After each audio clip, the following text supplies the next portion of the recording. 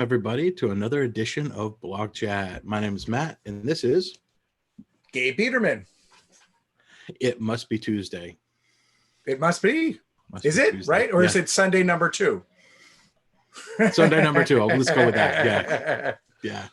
Oh wow. Let's give everybody a moment just to get into the room. Gabe, what were you working on today? I know you might not be able to tell from what you see behind me, but I have done a serious reorg of this office.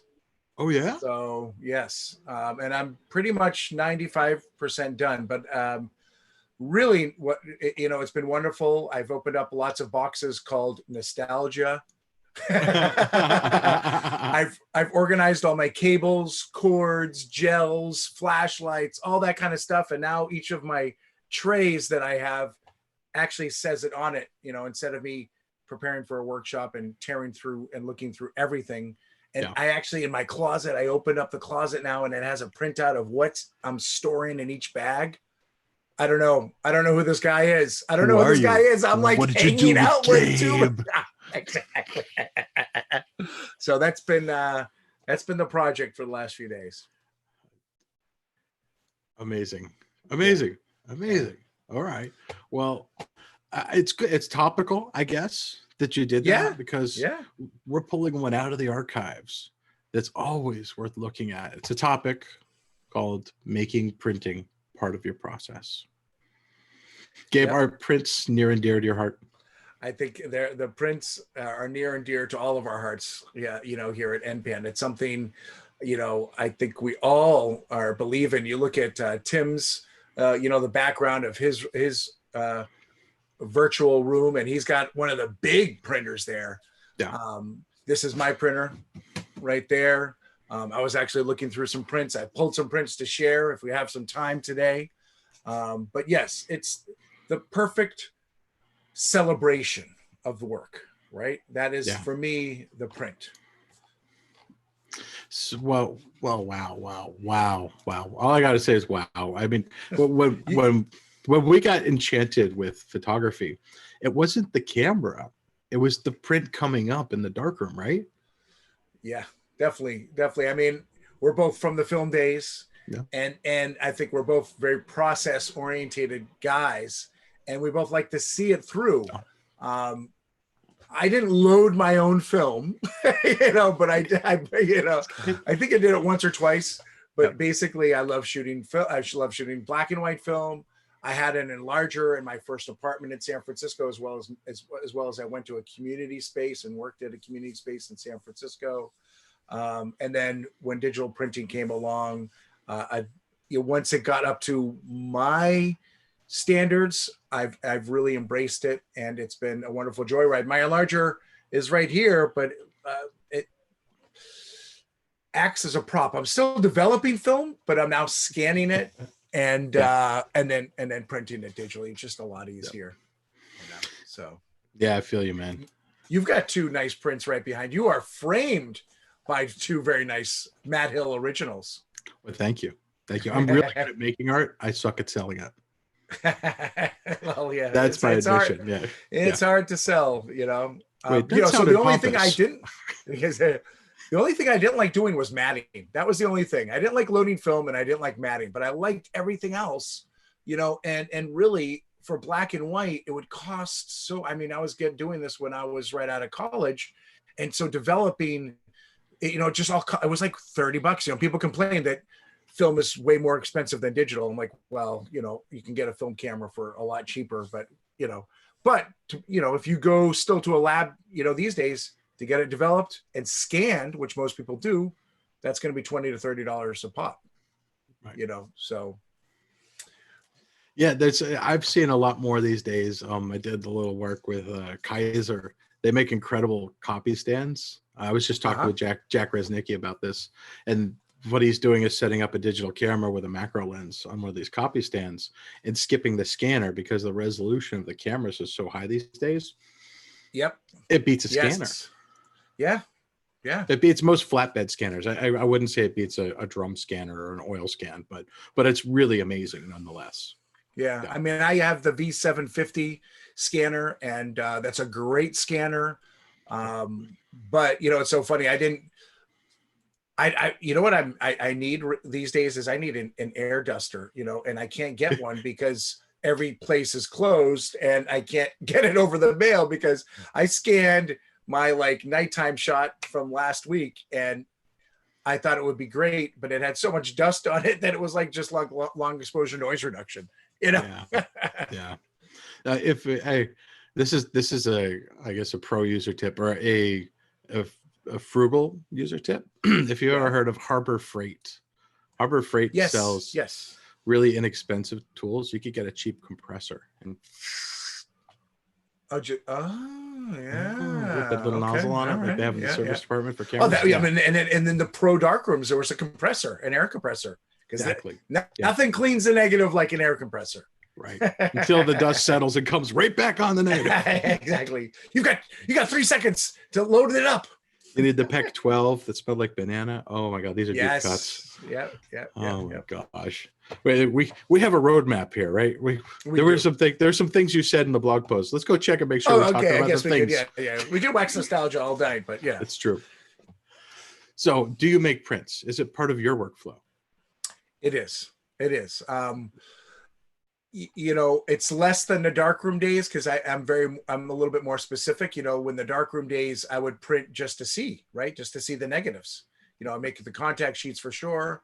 But then, then make the bigger prints from there. And also that was early, so you're learning. But now I look at my 4 and 5 star stuff, and that's the stuff that's going to get print. And I love that picture. I was just thinking about this picture. I'm like, did I set this up with a self timer but this is in New York. This is in, I believe it is called Soho Print Lab. But when I moved to New York, I was used to a really nice darkroom setup in San Francisco. And this was the only one that allowed you to print mural prints. Now, mural prints are prints that don't fit in the trays, right? They are, you're using 24 or 40-inch paper, and you have to put them in troughs like that. So probably all the way to the right is the developer stop. And then what you see in front of me is the fixer and the water bath. Because I have the lights on for this picture, so it must be in the water bath. But oh man, when I first moved to New York in 2001, 2002, I was living at this place and really just taking my premium images and celebrating them large. And with this enlarger, which I think if you go to the next picture, this enlarger is like an 8x10 camera on rails, and you would either you'd either shoot it down, which this one was, or the one in San Francisco. Yeah, there it is. The one in San Francisco, you could shoot it up against the wall. So you could turn it sideways. Yeah. Yeah. And you could just roll the enlarger back. So that was the biggest. That was like, I would maybe be making 40 by 60, 40 by 80 images, using magnets on the metal wall to hold the paper up. This one, I think that was the biggest size I could get, 30 by 40, which was still great. The printer I have at home, the Epson P800, does 17 by 22, which that is a good size. This is how I organize my, these are all my darkroom images right in there. Yeah, those are a lot of my darkroom images. Yep. So I have stacks and stacks of archival boxes, organize them that way. And I want to know what Bodies of Emotion is. Bodies of Emotion was my first show. These are images that probably, people wouldn't recognize of mine because they were all of my, friends of mine. And so I would kind of take I would take pictures of my friends. I was learning photography. I'd take images of my friends, but they would be very environmentally portraiture and a lot of semi-nudity, so to speak. Nothing X-rated. It would be maybe R, but a lot of skin. But I was using their bodies, but interpreting their bodies and kind of into shapes and stuff like that. So bodies that of feelings, so bodies of motion. And it played at this, I got into this cafe chain called Muddy Waters in San Francisco, and it went from location to location. And I tell you, that was my first show I had done really theater up to this. This was a new art form for me. And I had like 30 or 40 images in this cafe. And I remember the first day, I just set aside the whole day. I went to the cafe and I just watched. And I watched people interact with the art and this and that. And it was so amazing, you know, because we put our work out there and we know what it means to us. But when you print it or when you publish it online, now it's out there and people are going to interpret it their way. Because if they have a similar feeling, if it's a location base they went to, or just, you know, they'll be like, oh, I remember that. I have that feeling. Or if it's, you know, just something you hit upon, or tug upon an emotion that resonates with them, they can interpret it the same way or differently than you. And that's the beauty of just putting it out there. What were you drinking that day? A lot of coffee. Muddy waters, right? Okay, muddy waters. Yeah. Muddy waters. Yeah. You know, I was a latte guy, I think, at those days. Man. Yeah, that's one of the beautiful things about tangible art. I love how you said that, how the interaction, there can be an observer and the observed. Yeah. And if you're the artist, you can then interpret how people are interpreting your work, and it gets really meta. It's interesting. Oh yeah. I mean, it's nice to have the parties and the openings to celebrate it and get your friends and all that stuff, but I would always kind of go back to that location and try to be a fly on the wall and just see how just people react without any pressure to react, you know? It's fascinating. Fascinating. Yeah. Did you have a special secret agent hat so people wouldn't know who you were? Well, you know, at the cafe, and I was whatever, who knows who I was, you know, they didn't know me then. It would be hard now, but you know. Digital. So you flashback forward. Back to the future. Yeah. So the room I'm in now was the dark room. I have this when we bought this, or not bought, we rented this place in Brooklyn. We were looking for places that could have a dark room in it. So we're looking for 2 bedrooms or 1 bedroom with a large closet. This behind me is 8 foot by 16 feet space, and was totally could be blacked out in a dark room. Now it's the light room. You know, I switched over 100% 8 years ago, you know, 50% probably 12 years ago. And so now it's the light room, and it's all about still the same room. You know, I could stand if I want, you know, right. I miss the agitation, but I can get agitated. We could do that on the inside. Yeah, exactly. But now we're spending a lot of time on the computer. Yeah. And, you know, the challenge of printing digitally is that all our images are backlit, right? They're backlit by the beautiful, you know, monitors that we have. So the challenge is calibrating that monitor, and right, like with our X-Rite, we like the X-Rite stuff. You have one? No. Yeah. This is brought to you by X-Rite. It's not. It's not actually. But the color is brought to you by X-Rite. Yeah, exactly. It's that is so important. I have to say it's so important because everything is so vibrant on our screens. It's like it's made for gaming or just, you know, really punchy. And then when if we just, you know, click print and print, it's going to look totally dull and not like that at all. So the challenge is kind of taking the X-Rite, the colorimeters, and kind of like making your monitor less vibrant so that you can match it up. And if you don't have one, you'll have to take 8 to 10 images and mix things around. Whereas with it, it takes 1 to 3, you know, to nail it. So, and time is money. Ooh, yeah. I mean, like that's an entirely separate topic that I'm absolutely sure that we're going to address. The fact that color management is not voodoo, that it's something that can be understood and enjoyed as a process instead of cursed at. So we will dive into that. But tonight we're talking about the print and why the print is still valuable. Yes.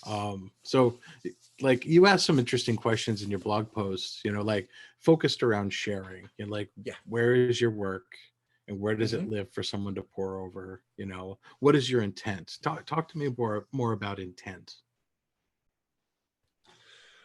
Right. So I think, you know, as the intent, you know, our intent is to obviously share our work, you know, And if, as we are sharing this work, what are we just sharing our art, or are we sharing something that's telling a story and documenting something that needs to be documented, journalists, crisis times, all these sort of things like that. So I am more of a artist, so I am just sharing my vision, right? And whether that is ruinism, the beauty of decay, or whether that's the night photography themes, or whether it's snapshots, all of these things are valid things. And, where you share them, try to figure out where it makes the most sense. So for the fine art stuff that goes onto the website, I use Instagram a little bit as my portfolio. That's things that seem to have shifted. Some people use 500 pics and other websites, like that. But the storytelling can take place on Instagram and on Facebook to a certain degree. And that's kind of where the snapshots live. So for me, if I'm thinking socially, telling my story, I'm usually sharing my snaps and my snapshots through stories in Instagram or in Facebook. And then I'm using my timeline as my curated visions. So that's kind of how I'm doing it right now. Obviously, the best celebration, that's the best way you can reach people and communicate with people and can have that dialogue about that image. My website Ruinism hasn't been touched for a few years because, it wasn't as a community space, right? Yeah. But sharing them and shooting them, that's why we have our community national parks at night, to share that experience. But then also celebrate it. And what's cool about some of the things that we've done is we've actually had some shows with national parks at night, and that's been a wonderful celebration. We've done it now. We did it with the 50th celebration of Biscayne and Redwoods, where all the students and the teachers printed their work. It was a combined show that was playing at both parks. And right now, our work from our students of the first year of SLOS is in the visitor center at SLOS Historic Furnaces. That's a cool thing. It's now on my resume that I have work in Birmingham, Alabama. I saw those prints. I knew which one was yours. When Tim and I were there in August, I said, "This has got to be Gabe's."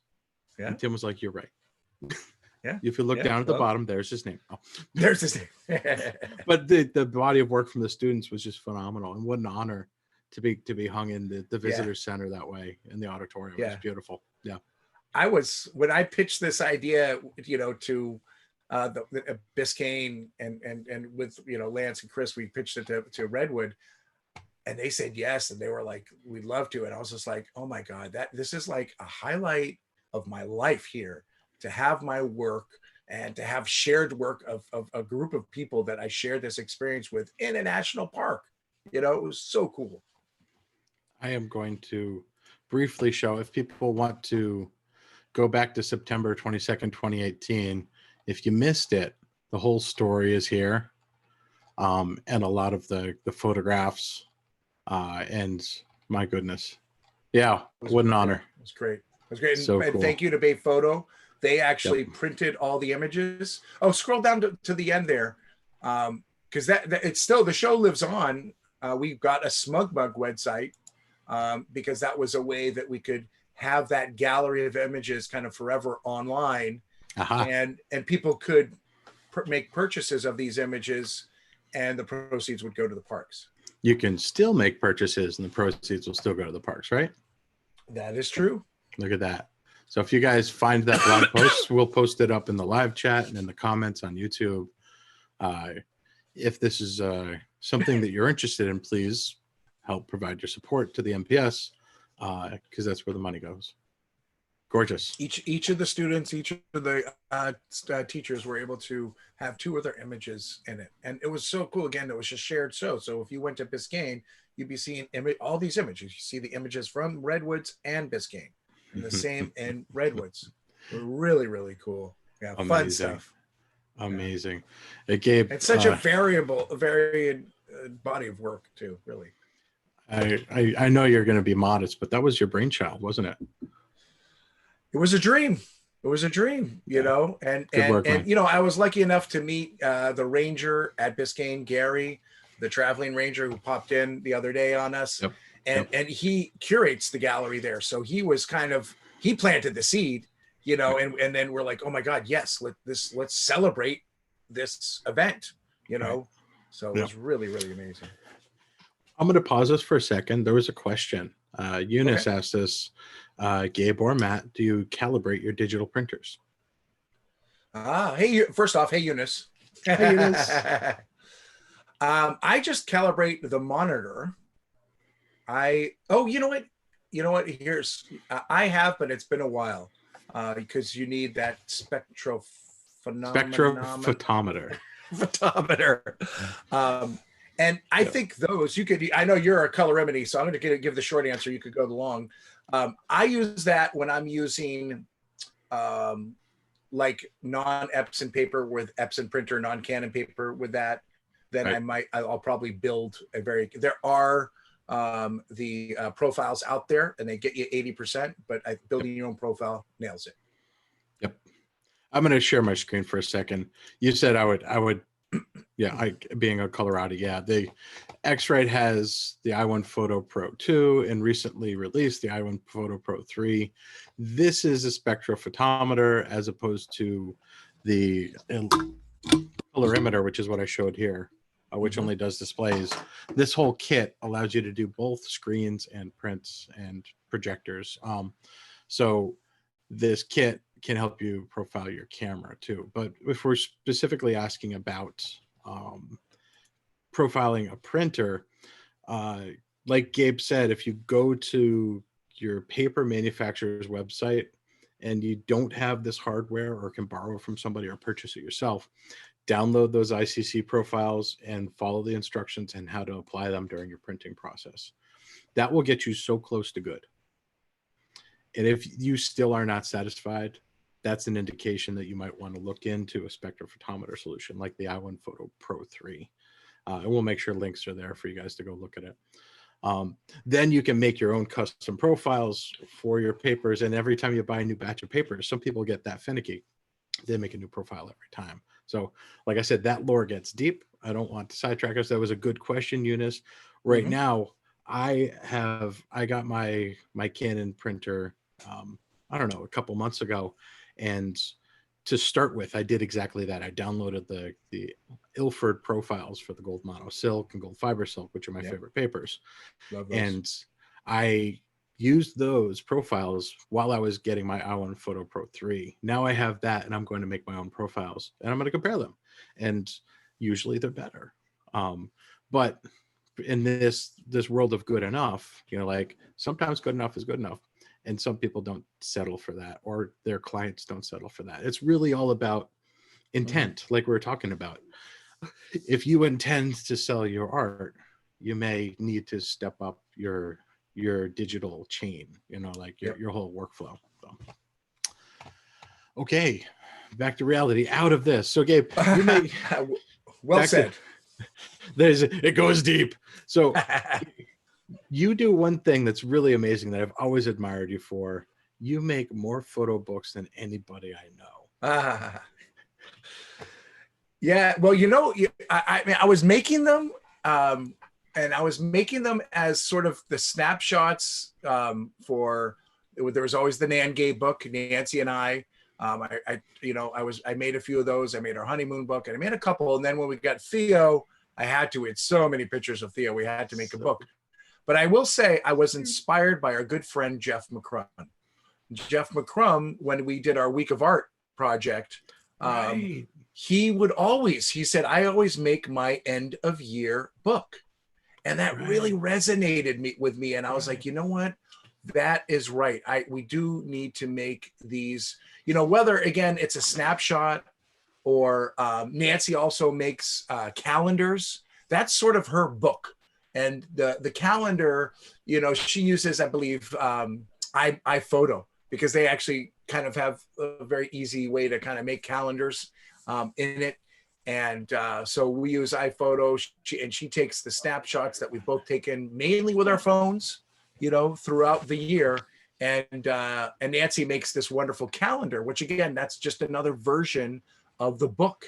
But I love these little books. I think they're just an amazing, that's the new way to celebrate the snapshot. Because what do? You go to lab and you get your 4x6 prints.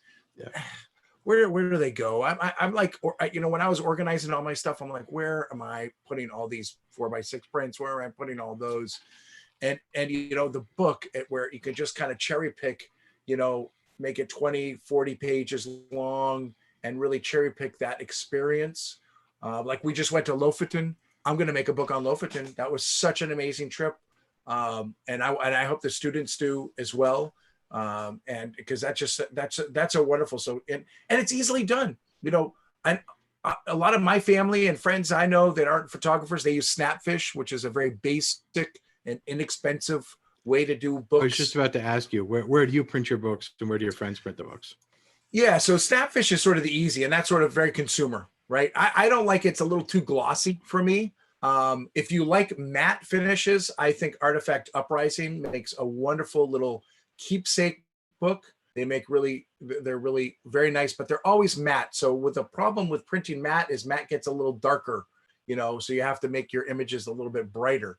I just made a blurb, my first blurb books. Now I think I'm transitioning from Artifact Uprising to blurb. Blurb its interface is in Lightroom.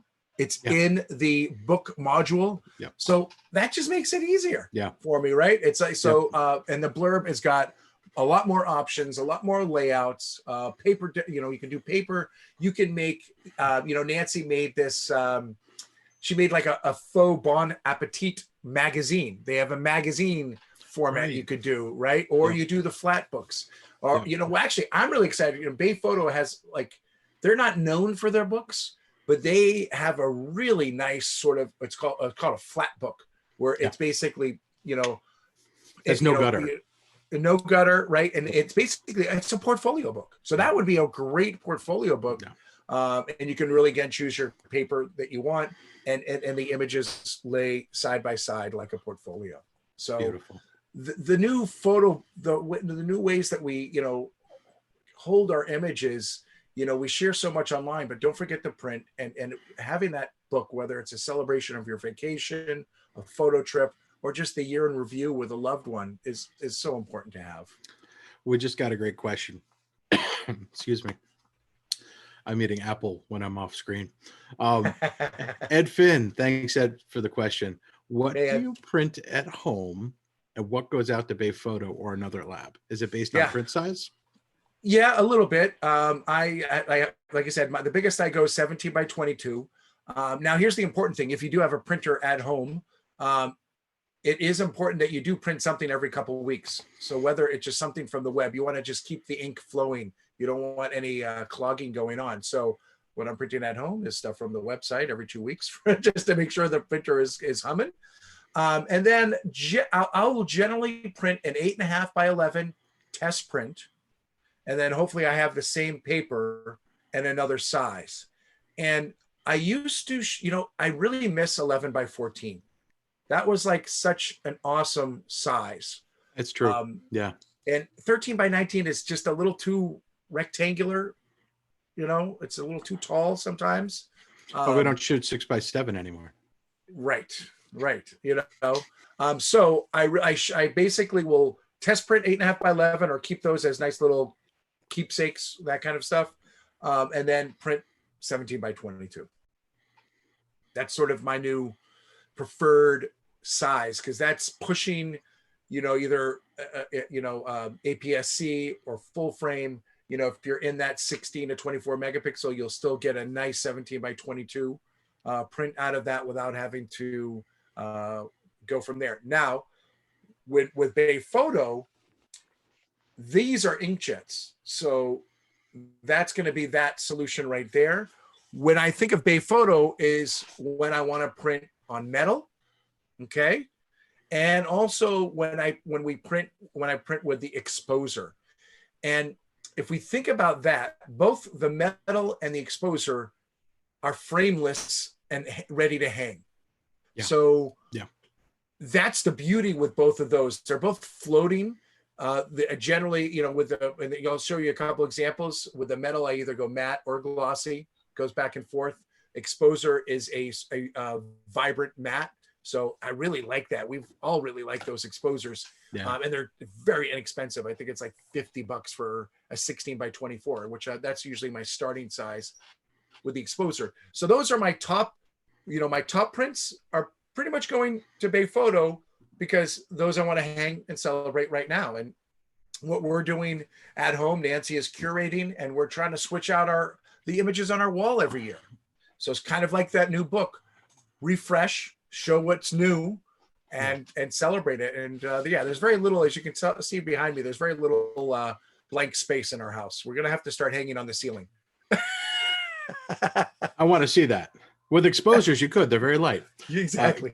Do you have some of those examples on hand so we could see them? I do. Yeah. Are we ready? I'm ready. Okay. All right. I'm going to back it up a little bit, but here is, where's the exposer is right over here. So let's get that jammer out. So this is it's 16. Like a kite. Yeah. So here it is. Squeeze it focused. There we go. So this is my last one. This is my favorite image from last year. And I wanted to celebrate it and have it as a print. So I just took this off the wall. Yeah, the iguana is getting hungry. If we see the back of it, this is what it looks like, right? So it's got this floating frame that you take this out. You can see it's got little corners along each of the corners there. And then you put this middle bracket out, and that kind of stretches it out. What you don't see is the hook, which is still on the wall, which you kind of just slide this in, and then it just floats. And it's so nice. I love floating images. So I really like this. And I really like this. This is also super durable. It really, really durable. Like a lot of times I'd wear gloves when handling prints, and with the exposer, I don't feel I need to. It's super, super durable, very strong. It's like coated on the back of it. So these are our new favorite ones. Let me put that. And I'll jump in for a second. We use exposers. We use the 3-foot by 6-foot exposers for marketing materials when we go out to conferences and we want to have something standing next to our booth. It's perfect for that because you roll it up. It comes in a triangular tube. It's portable and it's light. Yeah. The exposers. It comes in the Toblerone tube. That's right. The triangular So Toblerone tube. So delicious. All right, now I have the same image actually on inkjet. So you might remember this, Matt, and I apologize that it's kind of glossy, getting Biderman. But this is Biderman. There we go. So this is an inkjet. This is 17 by 22 inkjet. Okay. And this is on, I believe, Epson Luster images. Did I write on the back? Usually I would write on the back, at least in the darkroom page, right? You'd write on the back of what paper it is, what development and stuff like that. This is the metal matte version. So let's see it side by side, and I'll back M-A-T-T-E, Matt. M-A-T-T, yes, not matte. So this one is, I believe, this is 20 or 16 by 24, 20 by 24. So again, it's a little bit bigger. I actually kind of like the matte, on this. And the colors, we're being a little, this is still in a plastic wrap right here, and we're getting bounce of it. But and on the metal, you get this. So these are easy. You just put a nail in the wall, and you get it's easy to hang. And then let me show you a glossy metal one. And this one is 30 by 40. Oh, wow. So this one is of the Manhattan Bridge. I was actually shooting this with you and Lance. That's right. When Lance came into town. Tilt it the other way so we can see it a little bit better. Tilt it back towards you. Yeah. It's somewhere in between. It's so glossy, it's really hard to see. That's it. It is. So, here's the thing. It's maybe like this on the side. Nancy is so funny. Nancy hates the glossy images. She absolutely hates them. She's like, whenever you order something, she's like, you order it matte. And I'm like, we have to debate about it, whether it's going to be matte or glossy, because a lot of the night images, I feel just that glossy brings out the luminance of the night. So I really like to go glossy. That's sort of my preference. but also thinking about where it's going to hang, how are those reflective, that as that reflectiveness going to interfere. Companies like Bay are getting better with the glossy, or they make semi-gloss or semi-matte, which is sort of the happy medium, where you can get that richer tonal range from glossy images, but you won't see the reflection of yourself in them. Right. I think there's another important thing, is lighting. I mean, this wasn't something that you covered with that, but lighting, geez, like how the you angle of the light, the quality of the light, it's a big deal. Yeah. For where you hang your images, like yours behind you are, that is so well lit there. I don't see any hot spots. No. Right? You're correct. I'm going to not use audio. I wanted to show something. I'm looking at myself. You have your gallery lighting, right? Yeah, I have gallery lighting, and I'm gonna walk us through real quick, and I'm gonna turn my audio on as I walk out, so I can show you guys. Okay. Oh yeah, my digital darkroom, by the way. Oh my God, we're totally getting behind the scenes. Look at this, guys. You're at NPAN HQ. So you guys get to see a little bit of the gallery in here. I didn't expecting visitors tonight, but here we go. All right. So let's see. Tap this. Oh, look at that. There we go. Oh, yeah. All right. So those are the big exposures right there. Yep. Right. But I have track lighting. Oh man, so important. I wanted to have track lighting, and it's also, adjustable in brightness too. So yeah. And then of course, if you're really getting serious, you'll get like a gallery hanging system too, that allows you to position things at the right height. Yep. Nice. Yeah. Oh, and the digital frame. I have one more thing to show, actually. Actually, I have one surprise. This print, I don't think has been shown in a long time. This is one of my early late painting with people, night portrait shots. Some friends in Toronto, when I had a Vivitar 283, and I was using it like a hammer, just banging the flash out in a rail yard in Toronto. And then some more. This is from Death Valley. Nice. They're testing the print. But one other thing to show, I was talking about before. This is my newly built table with my Canon image on it.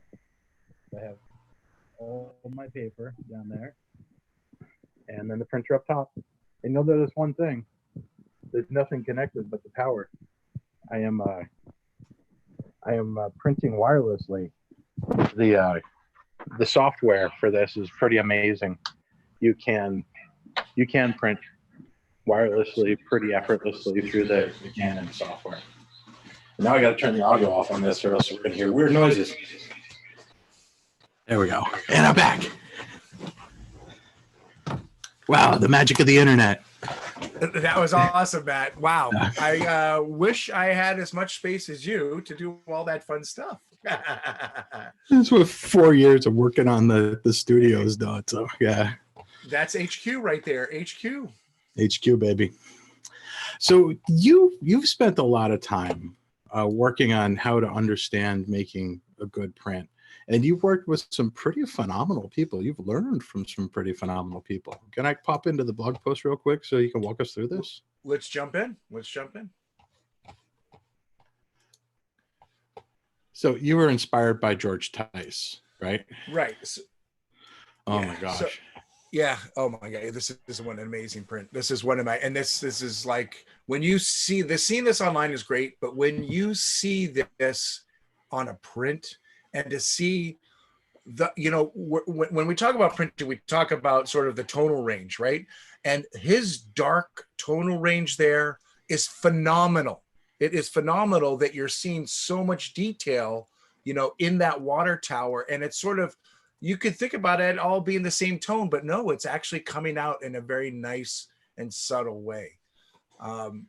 I hadn't heard of George Tice. You know, when I first got into photography and was hitting the darkroom, I was just printing and absorbing books and being inspired by a lot of photographers and a lot of printers too.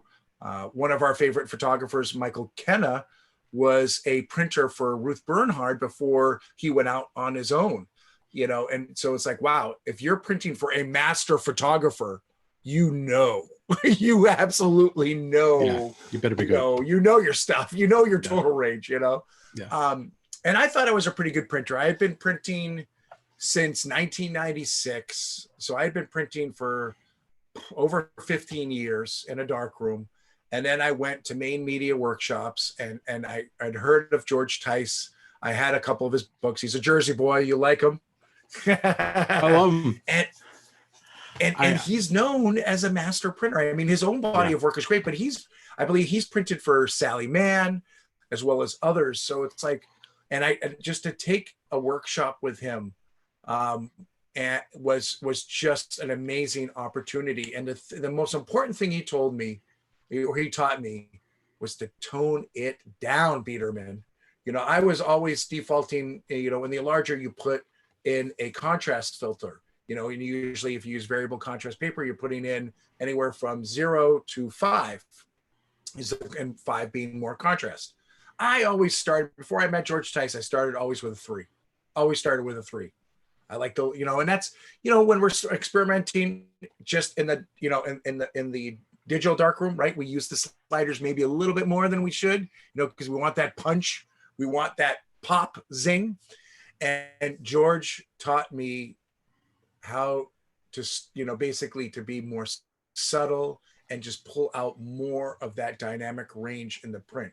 I was going for high contrast and pop, and he would start me out at 2 or sometimes 1. I never used the 0 and 1 filters. And now here I was, you know, massaging more information out of the print where with these lower contrast filters. The prints wouldn't be flat, you know, they would not be flat. They'd still, you know, have some nice, you know, contrast to it, but by using, you know, gentler filters with it, you really just pull out that range. It was an amazing experience, and was so happy to have that. How lucky are you? I have an admission to make. I didn't enjoy or appreciate George's work as much as I could. One of my, I used to work for Mamiya, and a guy I worked for got this print as a gift. So we saw a signed copy of this print every day in our office. And I loved it because I love White Castle and I was from New Jersey and night photography. But I don't think I really loved it as much as I should at the time. I was young, you know, but to have like a nice, like big George Tice hanging in the office was really kind of cool. And now there's a little bit of chagrin, but now I can enjoy the memory of knowing it was there. But wow, George Tice, you're so lucky. And who else did you go on with from there? So funny. So when I was up there, I met Paul Caponegro, who was also a master printer, a master photographer. There they are, got them together. Really was so excited to have that print, that picture of them together. They're both just, you know, the old masters and still going strong. But to have this, you know, the picture of the two of them together, they're old friends, and it was great. And I was a little familiar with Paul Caponegro, you know, and then when I got to know his work more, wow, I was just totally blown away and very blown away by how similar, you know, I was really drawn to.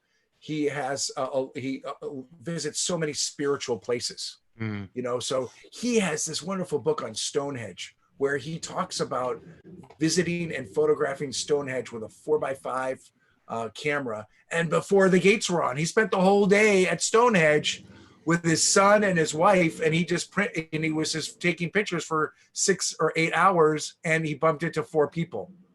Oh my God, to have that opportunity right now, right? You know, and it's a wonderful book, his book on Stonehenge, as well as he's kind of traveled all over the world visiting these sacred places these sacred and spiritual places. So if you're not familiar with him, Wow. definitely look up Paul Capernegro, which I had known his son, and I've known his son for many years. He is a master printer on the digital side. And there he is, John Paul, JP Capernegro.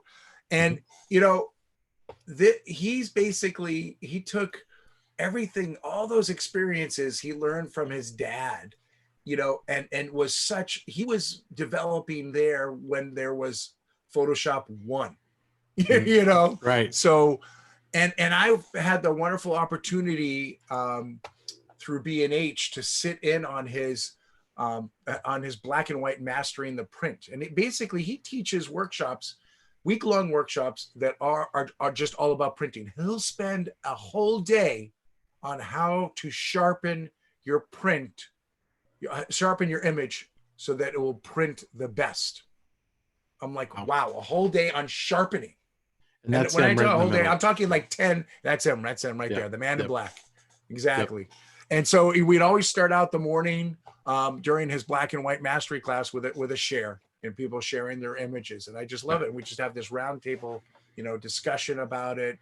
I've really looked up to him. I've learned I've sat in on that class like 2 or 3 times, and each year at least 10 to 20 things resonate again for me, or come back to the forefront of my head. So it's so funny. And I think about that, the father and the son, they both were these, master, amazing photographers, but also just master printers. And one, was the Ansel Adams of the East Coast, right?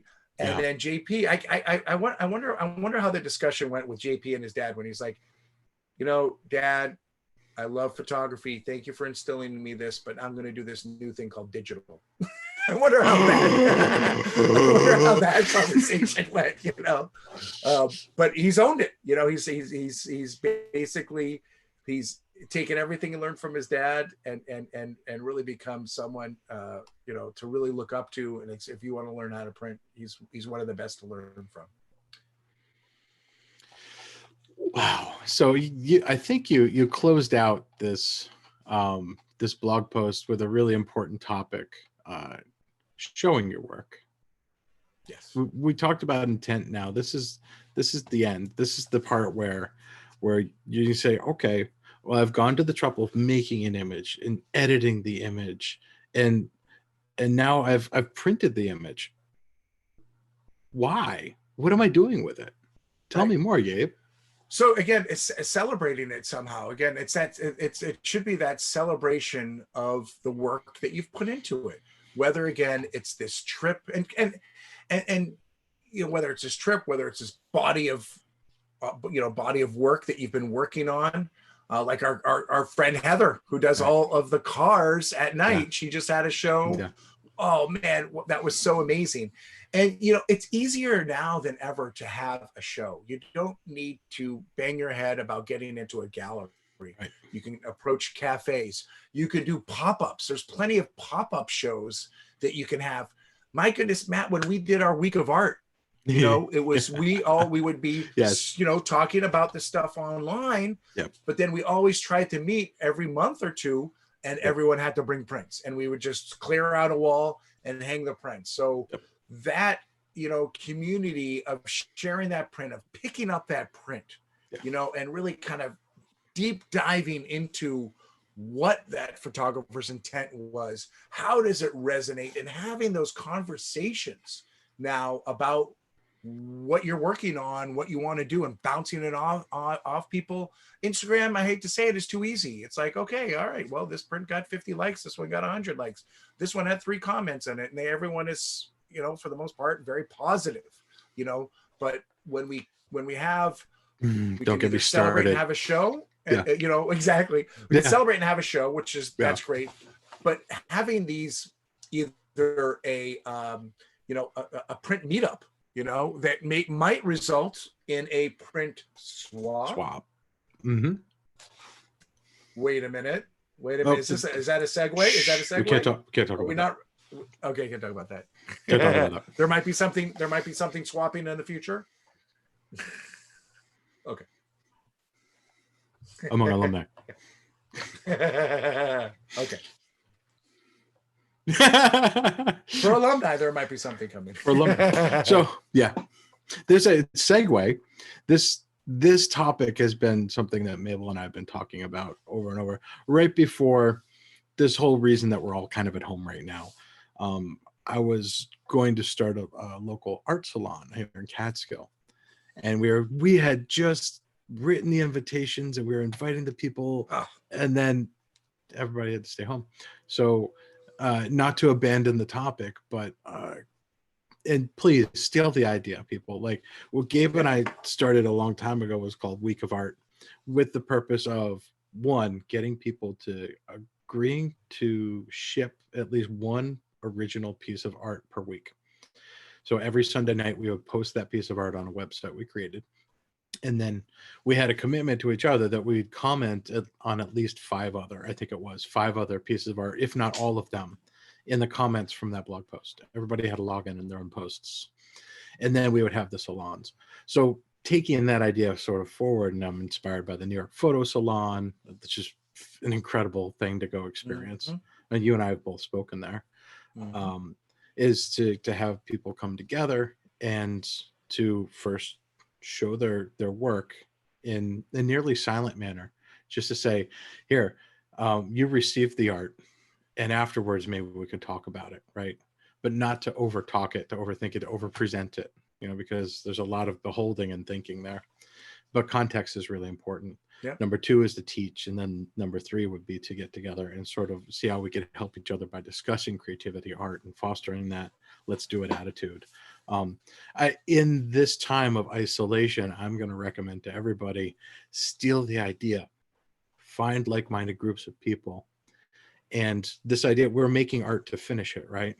But that purpose is to stimulate conversation, is to stimulate thought, to stimulate change. And the tangibility of finished art helps do that, because you have to answer it if it's in front of you. That's the beautiful part about having a print. It deserves an answer. If it was good enough to linger on, you did something right. If it was ignored, that person was either having a bad day, or maybe you could have tried harder or reached a little further or something like that. Everybody appreciates things differently, but please find a way to interact with people around the art and avoid, I know it's that I was sort of waving off on this, but on Instagram, it's what's called vanity metrics. If there's only a positive indicator, not a negative indicator, which YouTube has both of, by the way, if you can only like something, but you can't dislike it, it's an indication of a one-sided conversation. You can only offer positivity and nothing constructive, right? A dislike is not constructive. A comment on YouTube is not constructive. Artists speaking to artists should be constructive instead of destructive. This is another topic we should talk about some other time. I'm getting on a rant. Back to you, Gabe. Well, I love the idea, Matt, and I definitely, right now while we are, indoors, we should definitely. I know a lot of people that we've been talking to have been, cleaning up their dark room or light room, getting more organized, and kind of either pulling out some, great, pulling out stuff from the archives again and celebrating it online. I definitely invite, right, just like Matt, share it and kind of create a group. And then once we can celebrate together, get together over art. It's a great thing to do. And have that, where maybe you're meeting strangers or friends online. Eunice was one of them. She was just our Instagram friend, and then she met us at the Grand Canyon. Right. And that was so cool to see her. So imagine these, we're going to be so excited to actually see each other, to see each other over art and to give each other feedback even more so, and to see how people are printing too. Level up those skills. I want to share the end of your post. There's you have your favorite printing resources. Let's do a little recap here. Yep. Right. So I think, most people can afford, and I'm talking both budget and space, but if you're serious about printing, invest in a 17 by 22 printer. The entry level printers, that run $100 to $300, those usually are 8.5 by 11. Then your next size up is going to, 13 by 19. but the professional format these days is 17 by 22. And both the Canon Pro 1000 and Epson P800, they're both, and these run about $1,000 almost all the time throughout the year. There's always sort of a rebate coming in. So right now, $12.99, but there's a $300 mail-in rebate that goes until June. And then the Epson, that one's a little bit cheaper, right? It's $11.95, and it's got a $300 mail-in rebate that's only good to the end of this month. And when you get a printer, you'll get with a starter ink set. You generally won't get paper, so choosing that. But there's tons of paper. Start off with maybe one of the Epson or Canon papers, but I'm a fan of Hahnemuhle paper as well as the Ilford, like you said, the gold silk. But those, if you're really serious about it, those are probably the two best pro printers out there. And then here's what we kind of talked about, the photo books. So Snapfish, again, that's the very simple, easy way to make and celebrate books. And those are, like I said, a little too glossy for me, but super simple. We're talking about $15-30 for a book from Snapfish. And then Artifact Uprising, which I like they make prints as well, but I think they're really known for their books. Again, they're matte finish, but they're just wonderful little, I think of these as just wonderful keepsake books. So really like them. Again, I love Blurb within the Lightroom. Those are great. And what's been great? I get newsletters from both Blurb and Artifact Uprising, and everyone is doing sales right now because they know they're indoors. So they're also saying, hey, now's the time. But here's the cool thing about Blurb. I have done the photo book, and I've also done the magazines, but you can make a trade book. You can make an ebook, all these sort of, fun things. The magazine format was so fun. We made this faux Bon Appetit. It was so much fun to do that. And then a ton of different sizes, and that you could just stay and work in Lightroom. You make a collection, drag that collection over to the book, and there you go. Yeah, Lightroom, CC, and Blurb. How easy it works. Because it really was. I was intimidated. I had tried it, and then finally, here's the photo books from Bay Photo. And again, looking at theirs, they are of those generally of those lay flat designs, and which really are cool. The wave books are kind of fun, thing too, a little the accordion style. But the lay flat books are kind of where it's really at. But look, that's just a wonderful little keepsake right there, because think about it. It's like, where are our memories? Are they all on Facebook? Are they on Instagram? Are they organized, or are they like your mother, your grandmother's, shoebox of prints under the bed that you discover 40, 50 years later? Making these books, putting them on your shelf, taking them out, celebrating them, that's the way to go. And then there's the exposure. Exactly. So easy. So nice. Yep. And I'm like, I definitely, right. Exactly. I like those 16, I think by 24 size. Yeah. And that was, so right at the end, when I posted this blog, I said, this was my favorite shot of the year, and I'm going to make a print of it. And I showed it to you tonight. I was true to my word.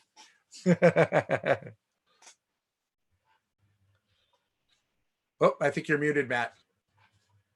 I can hold my space bar, and I'm not muted anymore. There you go. Yeah. What a gorgeous print too. I'm a little jelly.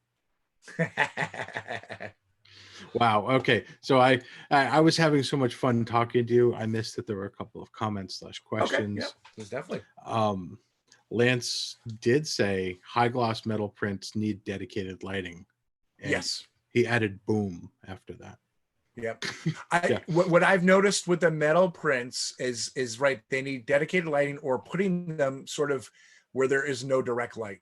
And that is something I will say I have noticed with metal prints. I've had Bay Photo prints metal for about a year, but I had another party's metal prints, and after 3 or 4 years, and it wasn't even direct light, but they started to turn. I talked to Bay Photo about this, and they assured me that they use an extra coating, but a metal print in direct sun would last about 5 years. So if you can keep those metal prints and all prints in general out of the direct sun, they're going to last longer. Okay. Yep. Okay. Huh. Dan Biderman. What's up, Dan? Has a question. Hi, Dan. Dan and Erica in the house. Good to see you guys. Would glossy enhance the pictures that have the light starbursts? By the way, he's asking for a friend. So the glossy is definitely going to give you a richer tonal range, right, in it. And so, yes, that's why I really like having my night images on the glossy, because the stars, the little bit of bright parts on it are going to be highlighted. Yes, because it is glossy. So yes. I think the image I showed you before of the serene break of the morning break at Bannerman, that works on matte because it just is sort of there's not as many bright points. It's just sort of a mellow tonal range, and that really works with the matte. Yep. I guess don't put it near a big window, because on a cloudy day or an overcast day, it's just going to be one big highlight. Yeah, exactly. Yeah. One of my favorite things to think about the backstory. My grandparents had an art gallery when I was growing up, a wildlife art gallery, for 30 years. My grandfather ran the frame shop, so I grew up helping him in the frame shop, and my mom took over the business. So I'm the son of a daughter of a framer. A little Jimmy Buffett reference there. So everything should be well framed in your house. Pretty good. Yeah. My mom is amazing. I got used to thinking about den glass or museum glass. Now, when you frame something, glass is reflective, but there's a special kind of glass that, of course, costs more, but doesn't carry a reflection or has very little reflection. So there's endless permutations to, once you're finished, how do you finish finishing? Yep. Yeah. And that's a great point. Also, taking that extra step. I mean, you can buy pre-made mats and frames, from B&H and other places like that. But I love working with your mom, right? Your mom, they framed my first show in New York, right? And that was great. Right. And I forgot about that. Right? I hate matting, and I want a professional. To do it. I don't want me, who is 20 or 30%, knowledgeable about it, like then making my final celebration not good, right?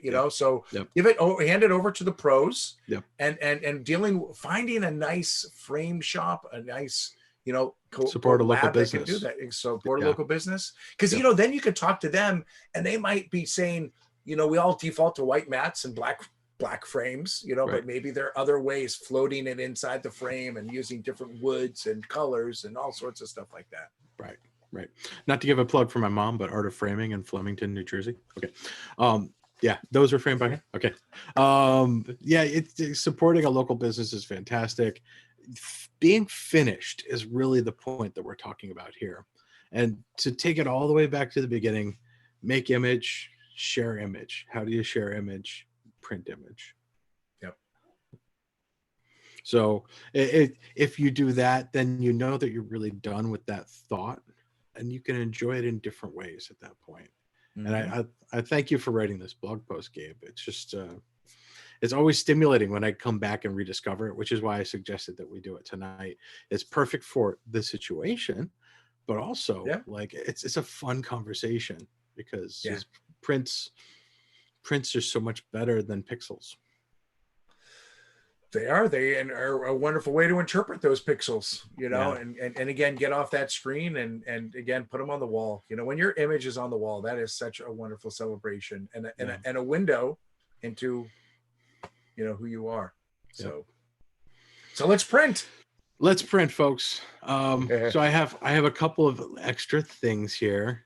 Dan affirmed that he's thinking of the Hamnoy Bridge picture with bursts. I think that has meaning to you. Is that from Lofoten? Yes, that's from Lofoten. Yep. Okay. So that would look great. That would look great on a metal print for sure. And oh my gosh, guess what? I mentioned the New York Photo Salon. Levon who runs that, jumped in and said a book of prints is a lovely gift to give someone. And I couldn't agree more, Levon. That's true. Yep. Thanks Hey, for coming Levon. on. Hi, Levon. Yep.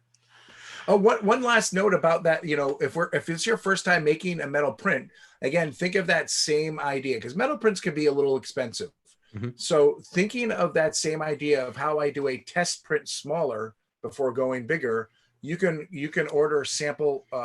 You can send them an image and they'll send you a sample block of them, because again, that's my preference. You might have a different preference. And getting that sample, you might like something in between those semi-mattes, semi-glosses might resonate with you a little bit more. Nice. And I have one more affirmation from Eunice. She says that Bay Photo is a great company, fast turnaround, and they even answer the phone and questions. We couldn't agree more. Yep. Well, she's from California. Bay Photo's from California. Of course, they're going to stick together. But right.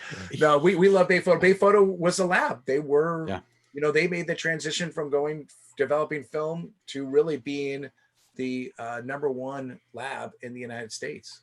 Yeah, they with a rocket, and it's because they're so dedicated. You know. Yeah, and if you're a first time, customer, they give you a 25% discount off of your first order. So that's a great way to kind of test them out. And they'll ask where you heard from. Just say you heard from National Parks at Night. That lets them know that, you know, that we're doing our, you know, we're helping spread the word, and that gets you a nice little savings. So what we'd like from you now, as you leave this blog chat, as you finish watching the replay, tell us what you did with this. Did you go out and make a print? Did you order a print? Did you give it to somebody? Did you send it to somebody? Did you put it on your wall? Let us know in the comments. We would love to know, because we know that there's a cathartic process to finishing something, right? Putting the checkbox and saying you're done, and then it becomes something else. Join us in this printing fad. And let's see what we can do with our prints. Post pictures of your prints and tag us on Instagram. That would be awesome to see pictures of pictures. Let's get really meta. Yeah. Gabe, do you have any closing thoughts? Let's do some meetups too. I love it. Let's do some meetups.